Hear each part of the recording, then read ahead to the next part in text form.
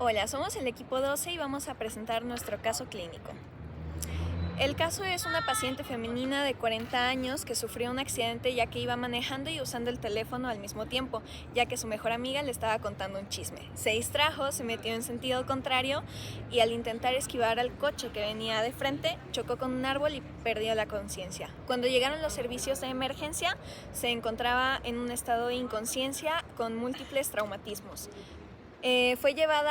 Fue ingresada en el hospital, no presentaba micción, por lo que se le realizó un cateterismo vesical, obteniéndose orina hematúrica.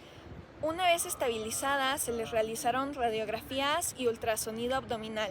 El informe radiológico reportó fractura de ambos ramos púbicos y líquido libre en la cavidad peritoneal, con hígado y vaso sin alteraciones. Un cateterismo vesical consiste en introducir un tubo delgado, un catéter, por la uretra hasta la vejiga para drenar la orina cuando haya obstrucciones u otros traumatismos.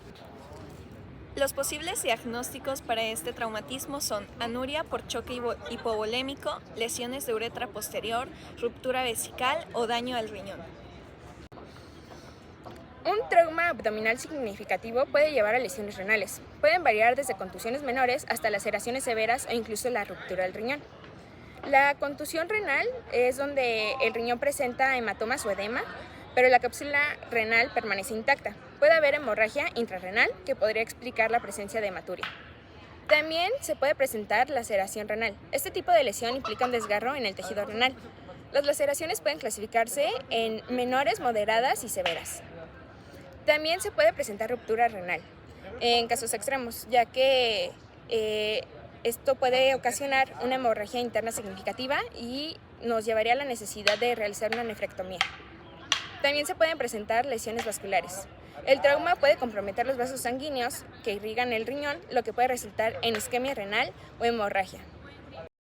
Los síntomas de la ruptura vesical son dolor abdominal, sangre en la orina y disuria, y las consecuencias son peritonitis, infecciones, daño renal, hematuria e incluso a veces shock hipovolémico.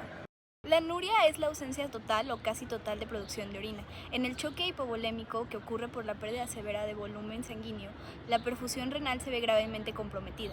Cuando la presión arterial cae, los riñones reciben menos sangre, lo que activa el mecanismo de vasoconstricción y la activación del sistema renina-angiotensina-aldosterona para retener los líquidos.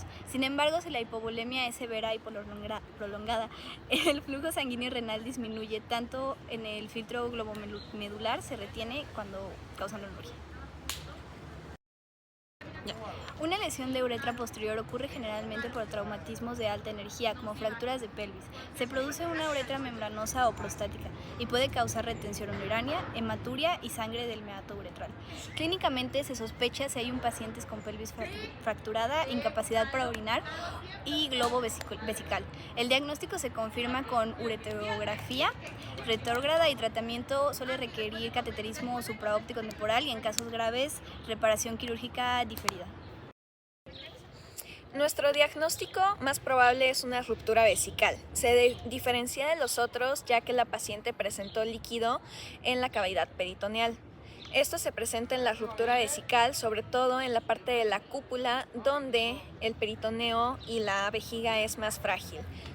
Este traumatismo puede causar infecciones, por lo que es importante proporcionar el tratamiento adecuado. El estudio más óptimo para una paciente con fracturas en los ramos púbicos y líquido libre en cavidad peritoneal es la tomografía computarizada abdominal, ya que por medio de este estudio se logra identificar lesiones que no es posible visualizar en otros. Además, nos ayuda a localizar hemorragias internas. En este caso, se realizó una cistografía por tomografía computarizada tras la administración de aproximadamente 400 mililitros de contraste urografín a través de una sonda urinaria.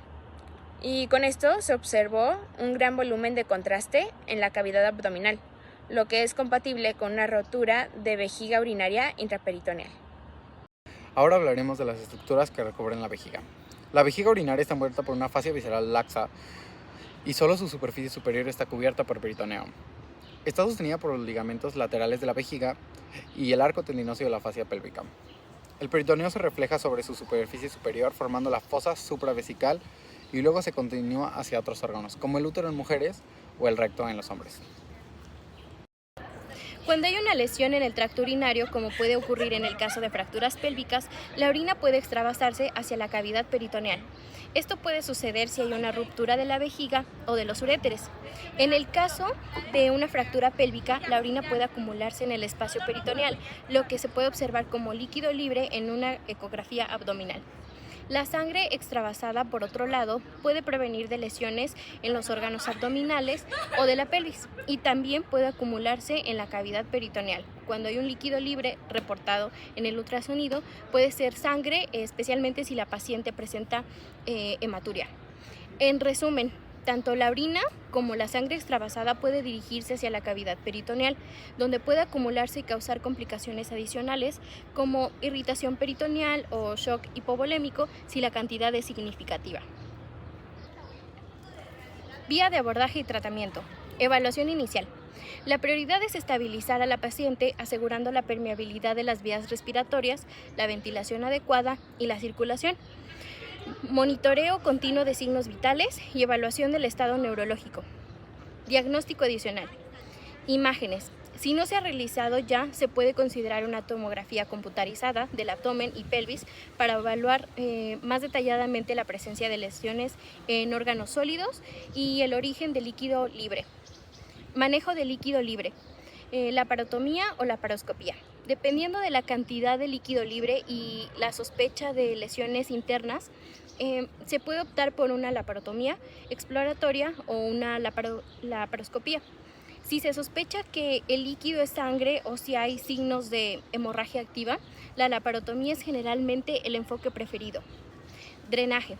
Si se identifica sangre o líquido peritoneal significativo, se debe realizar el drenaje adecuado y evaluar la necesidad de reparar cualquier lesión en órganos internos.